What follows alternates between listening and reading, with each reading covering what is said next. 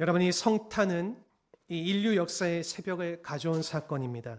예수님이 오심으로 이 흑암을 향해 달리던 인류의 역사 가운데에 새빛이 임하였기 때문이지요.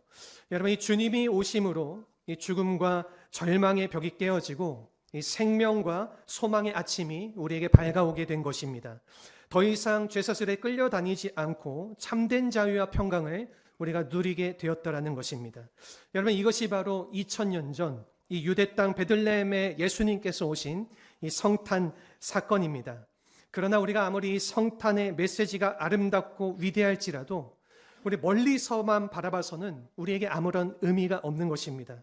그 성탄의 사건이 나의 사건이 되어야 하는 것이지요. 여러분, 이 성탄의 주님이 내 안에 들어오셔서 진짜 나의 임마누엘이 되실 때에 이 우리 인생에 참된 새벽이 찾아올 수가 있다라는 것입니다. 그때에 우리의 삶의 모든 어둠이 떠나가게 되고 새 희망을 볼 수 있게 되는 것입니다. 여러분, 예수는 가장 어두운 시기에 이 말교유에서 태어났습니다. 그럼에도 불구하고 이 새 희망의 빛을 온 땅에 비추셨기 때문입니다. 여러분, 그러므로 우리가 비록 이 어려움과 누추함 가운데 살고 있다라고 할지라도 이 예수님을 만나면 새빛의 아침이 찾아오게 되는 것이지요. 이러한 측면에서 이 성탄의 주님을 내 마음 가운데 모시고 그분과 함께 인생을 달려간다라는 것은 참으로 중요한 것입니다. 그분과 함께 갈 때에 비로소 진정한 차원의 변화를 경험할 수가 있기 때문입니다. 여러분, 이 성탄절을 맞이한 오늘 우리는 과연 성탄의 주님을 만났는지요? 여러분, 그분의 임재와 임마누엘 되심을 우리가 실제로 누리며 살고 계십니까? 여러분, 이 예수님이 정말로 우리의 삶의 중심에 계셔서 임마누엘이 되신다라면은 우리의 삶에 어떠한 역사들이 일어나게 될까요? 오늘 본문을 통해서 주님이 내 삶의 중심이 되시면은 일어나게 될 이 세 가지 차원의 축복을 함께 알아보고자 합니다. 첫 번째는 평화의 도래를 보게 된다라는 것입니다. 오늘 본문의 18절 말씀입니다. 우리 같이 한번 한 목소리로 크게 읽어보겠습니다. 그날에는 내가 그들을 위하여 들짐승과 공중의 새와 땅의 곤충과 더불어 언약을 맺으며 또 이 땅에서의 활과 칼을 꺾어 전쟁을 없이 하고 그들로 평안히 눕게 하리라. 아멘. 여러분, 참된 평화는 인간이 만들 수가 있는 것이 아닙니다. 하나님께서 만드는 것이죠. 우리가 오늘 본문의 이 말씀의 내용을 보게 되면은 이 호세아서의 내용, 사실은 이 구약의 이 선지자가 호세아 선지자가 이제 이 패역한 이스라엘 백성들을 향하여서 그 예언의 메시지를, 회개의 메시지를 선포하면서 나아갈 때에 이 우리가 구약의 선지자들의 그 메시지를 잘 살펴보게 되면은 그 메시지 가운데 흐르는 한 가지의 분명한 내용이 있습니다. 그것은 뭐냐면은 너희를 구원할 메시아를 내가 보내주겠다. 그래서 그 메시아를 통해서 너에게 진정한 평화를 주고 너의 삶 가운데에 진정한 구원의 역사를 내가 나타내어 줄 거다. 그러한 메시지의 내용들을 계속해서 우리에게 전달을 해주고 있습니다. 오늘 호세아서에 우리가 읽은 메시지를 보게 되면은 여기서 그러한 내용에 대해서 우리에게 분명하게 말해주고 있는데 오늘 본문에서 그날이라고 하는 표현이 등장하죠. 여러분, 그날은 어떤 날일까요? 이 그날이라고 하는 것은 예수님께서 우리에게 오시는 날을 표현하는 것입니다. 여러분, 이미 2000년 전 이 구약의 이 여러 선지들과 여러 하나님의 이 말씀들을 통하여서 예수님께서 이 땅의 진정한 메시아로 구원자로 우리에게 찾아올 것임을 이미 예언의 말씀을 통하여서 선포를 해 주었다라는 것이죠. 사실은 그 시절을 돌아보면은 진정한 평화가 없던 것을 우리가 볼 수 있습니다. 그러나 주님께서 우리에게 말씀해 주시는 것은 내가 예수 그리스도를 보낼 때에 이 예수 그리스도를 통하여서 우리의 삶 가운데의 진정한 평화가 주어지게 될 것이다. 그러한 예언의 선포를 우리에게 나타내고 있는 것입니다. 여러분, 그날이 오게 되면은 이 하나님의 행하실 놀라운 평화가 있는데 오늘 본문에서는 두 가지 차원에서 우리에게 이야기해 주고 있습니다. 첫 번째는 모든 짐승들과 곤충들, 즉 이 자연 만물이 평화를 이루게 될 것, 그리고 두 번째는 활과 칼을 꺾어서 이 전쟁을 없게 하는 평화를 우리에게 말씀하여 주고 있는 것입니다. 여러분, 그러므로 오늘 본문이 말하는 이 평화라고 하는 것은요, 우리가 흔히 바라보는 일반적인 평화는 다르다는 것이죠. 우리가 흔히 유엔이나 나토 이 미국이 말하는 이 평화와는 전혀 다른 차원이라는 것입니다. 여러분, 이것은 예수님밖에 행할 수밖에 없는 그 평화를 우리에게 이야기해 주고 있는 것이죠. 왜 메시아가 오셔야만 참된 평화가 일어날 수 있을까요?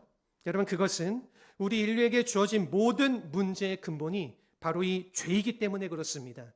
여러분, 이 죄 문제를 끊어야지만 참된 평화가 올 수 있다라는 것입니다. 이 사실 온 천지 만물이 황폐하게 변하고 모든 피조물이 적대적인 관계가 되어진 것, 여러분, 그것이 무엇 때문이신 줄 아십니까? 그것은 인간이 죄를 범했기 때문입니다. 여러분, 인간이 범죄하는 순간 이 땅이 황폐하게 되고 서로 적대적인 관계가 되어져서 약육강식의 세계가 만들어지게 된 것입니다. 여러분, 이 같은 깨어진 평화를 우리가 이사야서 말씀을 보시면은 메시아가 오셔서 회복하여 주실 것임을 분명하게 우리에게 말씀하여 주고 있습니다. 우리 이사야 11장 6절부터 9절까지 말씀 우리 같이 한번 읽어보도록 하겠습니다. 그때의 이리가 어린 양과 함께 살며 표범이 어린 염소와 함께 누우며 송아지와 어린 사자가 살진 짐승과 함께 있어 어린아이에게 끌리며 암소와 곰이 함께 먹으며 그것들의 새끼가 함께 엎드리며 사자가 소처럼 풀을 먹을 것이며 젖먹는 아이가 독사의 구멍에서 장난하며 젖된 어린아이가 독사의 꿀에 손을 넣을 것이라. 내가 거룩한 삶 모든 곳에서 해됨도 없고 상함도 없을 것이니 이는 물이 바다를 덮은 같이 여호와를 아는 지식이 세상에 충만할 것임이라. 아멘. 여러분, 오늘 이 이사야 말씀을 통하여서 적대 관계에 있던 이 모든 짐승이 화평할 것을 우리에게 분명히 설명해 주고 있습니다. 이리와 어린 양이 함께 뛰놀고 이 송아지가 어린 사자와 함께 눕는, 여러분, 그러므로 이것은 우리가 일반적으로 생각할 수 있는 평화가 아니라는 것이죠. 여러분, 이 메시아가 오셔야만 이루어지는 평화라는 것입니다. 뿐만 아니라 이 인류의 전쟁이 일어나게 된 것, 여러분, 이것 무엇 때문입니까? 우리가 창세기 11장을 보시면은요, 이 바벨탑 사건 이후에 인간이 열방으로 나누어지게 되면서 자신들의 땅을 확보하다 보니까 이 전쟁이 필연적으로 일어나게 되었다라는 것입니다. 여러분, 그러므로 이 자연 만물을 우리가 평화롭게 회복하고 우리 안에 있는 모든 갈등들을 다 치료해서 참된 평화를 주려면은 이 예수님 외에는 방법이 없다라는 것이죠. 여러분, 예수님이 십자가를 통해서 우리의 모든 죄를 처리하심으로 오늘 우리에게 주신 축복이 바로 이 평화의 축복이라는 것입니다.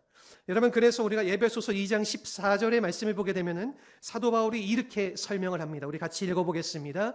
그는 우리의 화평이 되신지라 둘로 하나를 만드사 원수된 것 곧 중간에 막힌 담을 자기 육체로 허시고. 아멘. 여러분, 여기 중간에 막힌 담, 이 원수된 관계가 무엇일까요? 이것이 천지 만물과 인간과 인간 사이에 깨어진 모든 관계들, 여러분, 이것을 예수님께서 다 허무시고 우리의 화평이 되시는 것입니다. 우리가 이 본문을 자세히 보시면은 예수님은 단순히 평화를 만드시는 분이 아니라 그분 자체가 평화라고 우리에게 소개를 해주고 있는 것입니다. 여러분, 그러므로 우리가 예수님을 만날 때까지는 우리의 신념 가운데에 참된 평화를 누릴 수가 없는 것입니다. 여러분, 이 세상의 평화들은 사실상 무력을 통해서 주어진 평화가 참으로 많이 있지 않습니까? 세상 사람들과 권세와 나라와 나라 간의 이 무력의 싸움을 통하여서 이제 강대국과 약대국이 구별되어지고, 특히나 우리가 흔히 알고 있는 것들은 이 세계 강대국들을 통하여서 평화가 유지되어진다, 우리가 그렇게 생각을 하고 보게 되지만은, 여러분, 그러한 평화는 사실 다 가짜라는 것입니다. 여러분이 상대를 눌러서 만든 억지 평화이기 때문에 그것은 진정한 평화가 될 수가 없는 것입니다. 언제 깨어질지 모르는 이 일촉즉발의 위장된 평화의 모습이라는 거죠. 여러분, 오래전에 노벨 평화상을 수상하신 이 지미 카터 대통령이 했던 유명한 말이 있습니다. 그것은 이러한 말입니다.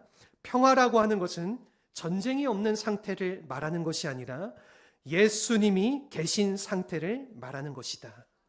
여러분, 굉장히 훌륭한 말이지 않습니까? 참으로 귀한 말씀이죠. 이 외적으로 보이는 전쟁이 전부가 아니라, 여러분, 우리의 내면 속에 있는 모든 것들이 아름답게 잘 회복이 되어져야지 참 평화를 누릴 수 있다는 뜻입니다. 그 내면의 평화가 누굴 통해서 이루어지는 것입니까? 바로 예수 그리스도를 통하여서 이루어진다는 것입니다.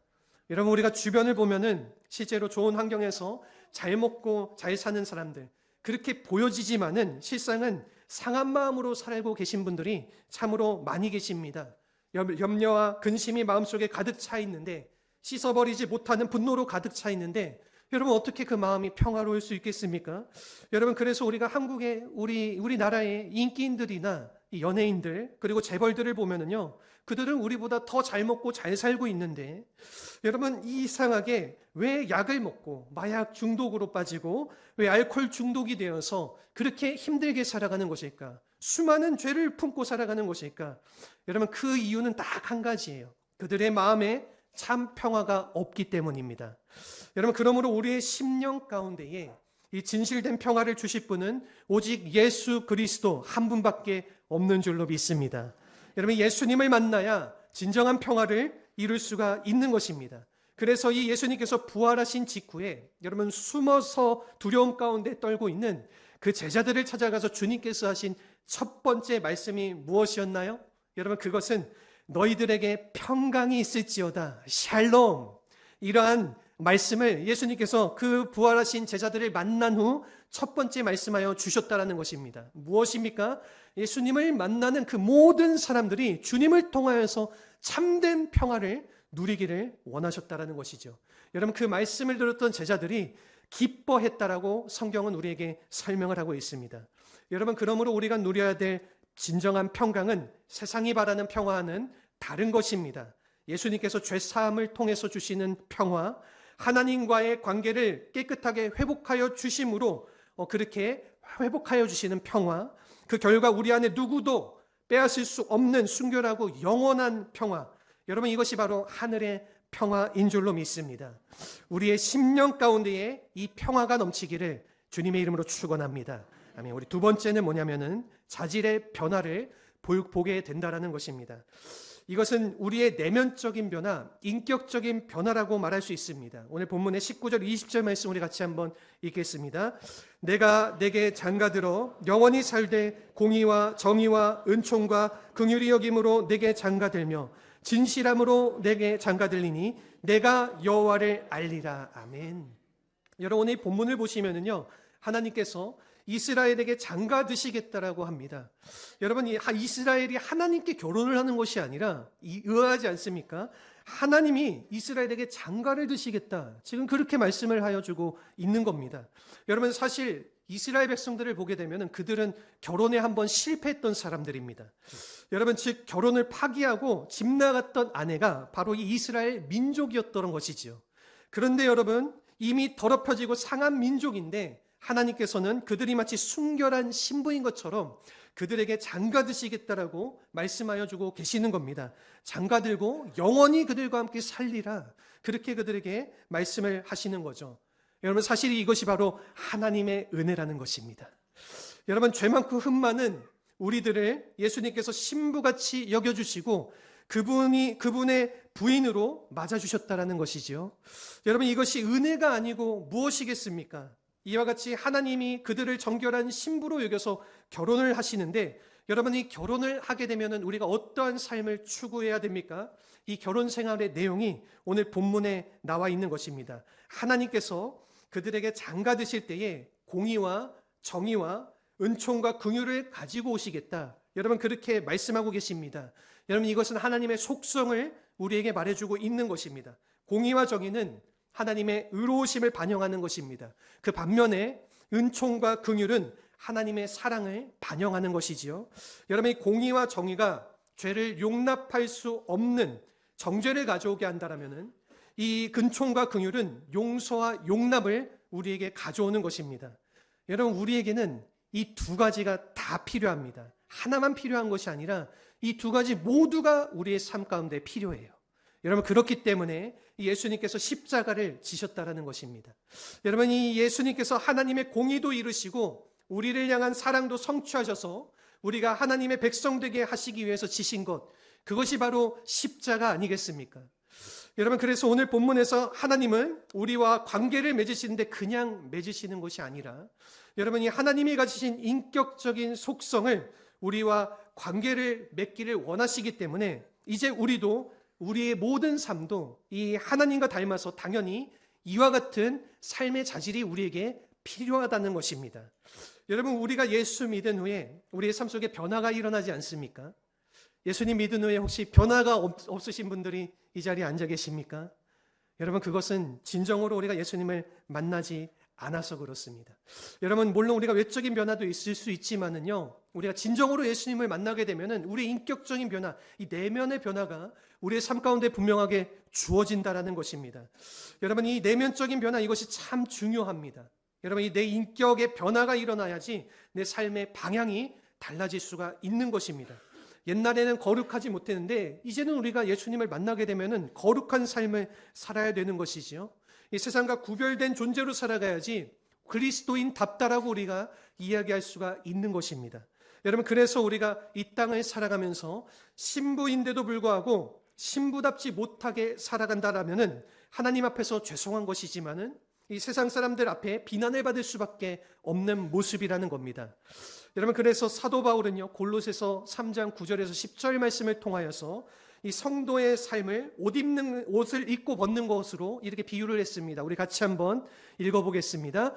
너희가 서로 거짓말을 하지 말라. 옛사람과 그 행위를 벗어버리고 새 사람을 입었으니 이는 자기를 창조하신 이의 형상을 따라 지식에까지 새롭게 하심을 입은 자니라. 아멘.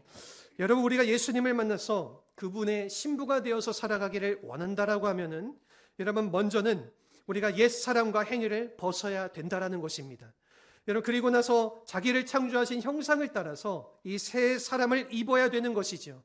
그래서 이 옛사람을 버리고 새로운 그리스도의 옷을 갈아입는 것, 여러분, 이것이 사실 성도의 삶이고, 이렇게 살았을 때에 우리의 삶이 하나님 앞에 가치가 있고 이 사람들이 볼 때도 향기가 나는 삶을 살 수가 있는 것입니다.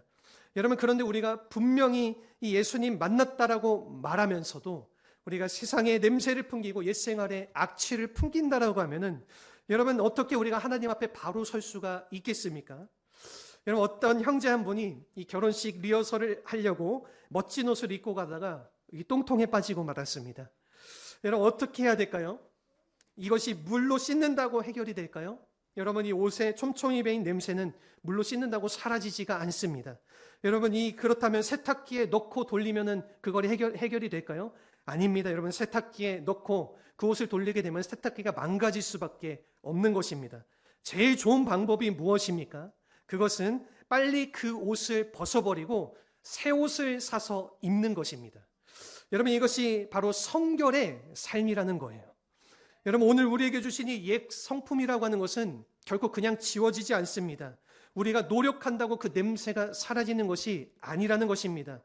여러분, 우리가 이 같은 잘못된 옛 생활을 가졌을 때는 빨리 예수님 앞에 나아가서 그 십자가 앞에 그 모든 죄를 우리가 자백하고 성령의 새롭게 하심을 우리가 입어야지 우리의 삶 속에 새로운 인격이 형성되어지고 새로운 삶의 열매가 맺어질 수가 있다는 것입니다.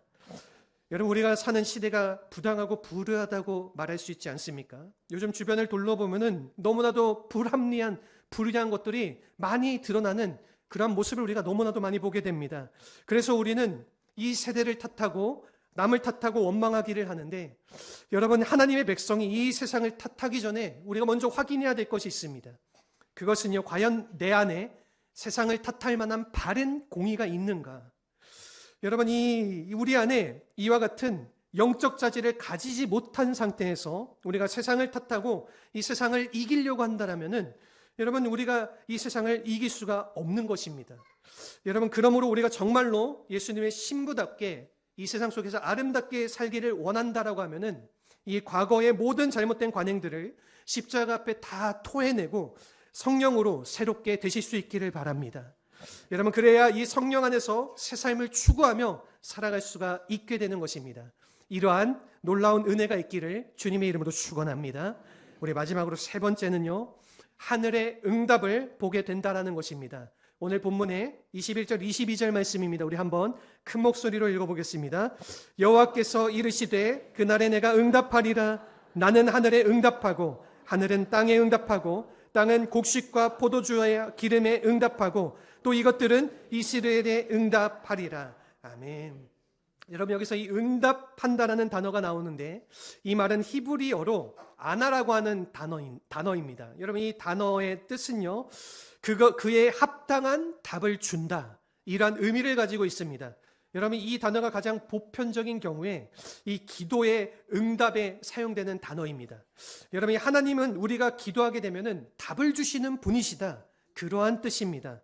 여러분, 그런데 이와 같이 하나님이 우리에게 답을 주시려고 하면은 먼저 전제되어져야 되는 부분이 있다라는 겁니다.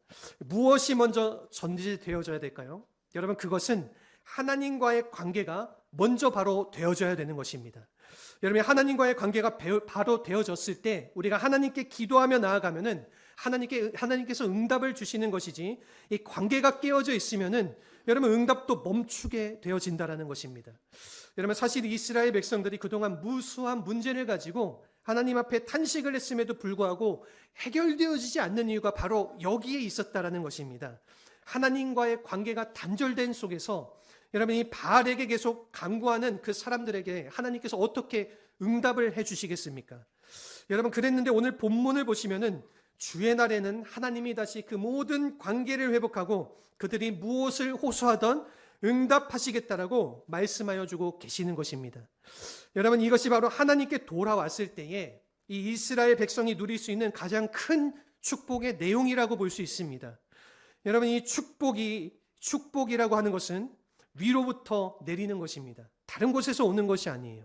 위로부터 철저하게 내려지는 것. 여러분, 그렇기 때문에 이 하나님께서 하늘을 여실 때에 우리에게 축복이 내려지는 것이지, 여러분, 이 하늘이 닫혀 있으면은 우리가 아무리 노력해도 이 축복이 임할 수가 없는 것입니다. 여러분, 그러므로 오늘 우리의 힘과 능력을 가지고 우리가 우리의 삶의 자리 속에서 바둥거리면서 살 것이 아니라 하나님께 나아가서 간구하게 되면은 하나님께서 하늘 문을 여시고 우리에게 필요한 능력을 쏟아 부어주시는 것입니다. 여러분, 사실 이 교회라는 것도 마찬가지입니다. 이 교회가 부흥되고 변화되길 원하는데 우리가 노력한다고 그렇게 될까요? 여러분, 결코 그렇지 않습니다. 여러분, 우리가 하나님 앞에 기도하게 되면은 우리가 이 교회의 모든 성도들이, 이 교회가 주님 앞에 무릎 꿇고 기도하면서 나아가게 될 때 하나님이 하늘의 문을 여시고 그 순간에 하늘의 부흥이 우리의 교회 가운데에 임하여지게 된다는 것입니다. 새로운 변화가 그곳 가운데에 일어나게 되는 것이죠. 우리의 모든 어두움이 종식되어지고 새 삶이 시작되어진다는 것입니다. 여러분, 그러므로 우리에게 문제가 있다라면은 부르짖으시기를 바랍니다. 여러분, 간구하시기를 바랍니다. 내 안에 오신 이 성탄의 주님을 신뢰하고 믿음 가운데 부르짖게 되면은 이 예수 그리스도의 이름으로 반드시 응답하여 주실 줄로 믿습니다. 여러분, 그래서 우리가 요한복음 16장 24절의 말씀을 보시면은 이렇게 예수님께서 우리에게 말씀을 하셨습니다. 우리 같이 한번 크게 읽어보겠습니다. 지금까지는 너희가 내 이름으로 아무것도 구하지 아니하였으나 구하라, 그리하면 받으리니 너희 기쁨이 충만하리라. 아멘. 지금까지는 나의 이름으로 간구하지 않았는데 이제부터 내 이름으로 구하라. 그러면 내가 반드시 응답하겠고 그 결과 너희에게 기쁨이 충만하게 되리라. 이렇게 우리 주님께서 약속을 하여 주셨다라는 것입니다. 여러분, 그러므로 혹시 우리 가운데에 구하지 않은 채 혼자 힘으로 버둥거리시는 분들이 계신다라고 하면은 지금부터 구하실 수 있기를 바랍니다. 나사렛 예수의 이름으로 선포하며 기도하시기를 바랍니다. 여러분, 그때에 하나님께서 내 모든 문제를 처리해 주시고 축복의 새벽을 열어 주시는 것입니다. 여러분, 그러나 우리는 여기서 멈춰서는 안 됩니다. 여러분, 또 한 가지 아주 중요한 기도가 있는데 그것은 바로 하나님 나라 복음을 위한 기도입니다. 여러분, 이 기도를 드려야지 참된 차원에서의 이 성탄의 비전이 이루어지고 하나님 나라의 영광이 회복이 되어지는 것입니다. 여러분, 오늘 본문의 23절 말씀입니다. 우리 마지막으로 이 말씀 크게 한번 읽어보겠습니다. 내가 나를 위하여 그를 이 땅에 심고 긍휼히 여김을 받지 못하였던 자를 긍휼히 여기며 내 백성 아니었던 자에게 향하여 이르기를 너는 내 백성이라 하리니 그들은 이르기를 주는 내 하나님이시라 하리라 하시니라. 아멘. 여기 오늘 말씀을 보게 되면은 하나님께서 하늘 문을 여시고 단비를 쏟아주시겠다. 여러분, 그렇게 말씀을 하시는데 그 이유가 잘 나와 있습니다. 내가 그를 이 땅에 심기 위해서다. 여러분, 주님께서 성령의 단비를 부어주시는 이유가 내가 그를 그 땅에 심기 위함이라. 여러분, 여기서 그가 누구를 말할까요? 그것은 이스라엘 나라를 말하는 것입니다. 오늘날 여기서 말하는 그가 누구일까요? 바로 우리라는 거예요. 우리 자신. 하나님께서 성령을 우리에게 주시는 이유는 다른 데 있지 않습니다. 우리를 이 땅 가운데에 심으셔서 이 땅 가운데 진정한 하나님의 평화가 나타나여지고, 이 땅에 주님을 모르고 진정한 자유를 모르는 저 죽어가는 영혼들에게 참된 자유의 복음을 선포하게 하시기 위해서, 여러분, 우리를 이 땅 가운데 하나님께서 부르시고 심으셨다라는 것입니다. 여러분, 그러므로 우리가 해야 될 분명한 우리의 신앙의 자세야, 신앙의 노력이 무엇입니까? 이 복음을 땅끝까지 우리가 품고 이 땅 가운데 그 복음을 전할 수 있는, 이 땅 가운데 우리가 있는 이 삶의 모든 자리들 속에서 우리가 끝까지 주님을 향하여서 기도하며, 주님이 이 복음의 능력을 우리를 통하여서, 나를 통하여서 이 복음을 모르는 저 모든 사람들에게 나타내 주시고 이루어 주시옵소서. 여러분, 이러한 기도가 우리의 삶 가운데에 아름답게 선포되어져 나아가야 되는 것이죠. 여러분, 그럴 때에 우리 주님께서 오신 이 성탄의 사건의 진정한 의미가 우리를 통하여서 회복이 되어질 수가 있는 것입니다. 우리를 통하여서 분명히 나타날 수가 있는 것입니다. 여러분, 오늘날 이 세상의 많은 사람들, 이 성탄절을 맞이해서, 성탄절이 그냥 그들은 휴일이에요. 12월 25일 빨간 날이기 때문에 그냥 그날 쉬는 날을 주셔서 감사합니다. 하나님 앞에 이러한 감사를 드리는 사람이 있어요. 믿지 않는 사람들도 예수님께 감사 기도를 드리더라고요. 성탄절날. 무엇이라고 기도드리는지 아십니까? 25일 휴일 주셔서 감사하다고. 12월 한 달, 이 빨간 날 우리에게 주셔서 감사하다고 이런 기도 드리시는 분들 제가 많이 만나봤습니다. 여러분, 그러나 그것으로 끝나는 것이 바로 이 성탄절이 가지고 있는 의미일까요? 그것이 결코 아니라는 것입니다. 여러분, 이 성탄절이 우리에게 주시는 진정한 의미, 진정한 그 뜻을 우리가 마음 가운데 품을 수 있어야 돼요. 여러분, 그것은 무엇이냐면은 우리의 삶의 주인으로 오신 그 예수 그리스도께서 이제는 우리가 살아가던 그 모든 삶의 자리를 다 정리하시고, 이제는 주님과 함께 살아가실 수 있는, 주님이 우리의 왕이 되어주시고 우리의 마스터, 우리의 진정한 주인이 되셔서 이 세상에 정말로 죽음 가운데로 살아가는, 여러분, 이 정말로 덧없는 인생을 살아가는 모든 삶의 자리 속에서 진정한 의미에서의 자유와 평화를 우리에게 주시고 우리를 통하여서 이루어 가시기 위해서, 여러분, 이 성탄의 주님께서 우리에게 오신 줄로 믿습니다. 여러분, 이러한 성탄의 의미를 우리가 잘 기억하시면서 여러분, 우리 주님을 기뻐하실 수 있기를 바랍니다. 메리 크리스마스. 여러분, 이것이 그냥 단순하게 메리 크리스마스 성탄절 인사로만 끝나는 것이 아니라 뜻이 무엇입니까? 메리라고 하는 건 라틴어로 기쁘다라는 뜻이, 기쁨이라는 뜻이에요. 크리스마스, 크라이스트, 예수 그리스도를 의미하는 것입니다. 기쁨의 주님이 우리에게 오신 날, 우리가 기쁨으로 그 주님을 선포할 수 있는 날, 그것이 바로 이 성탄이 가지고 있는 진정한 의미인 줄로 믿습니다.